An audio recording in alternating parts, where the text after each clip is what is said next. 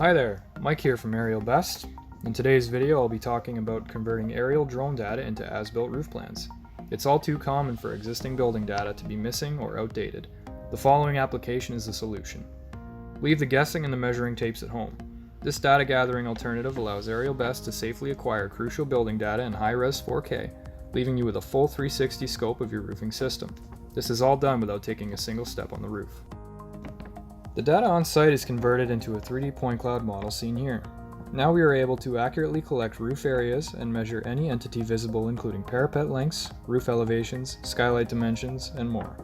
Extracting critical building information with ease from your office is a much more comfortable approach than being on site and doing it by hand.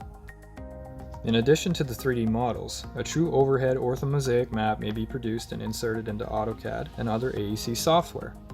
This high-res map is perfect for pinpointing drain and vent locations, as well as other roofing equipment.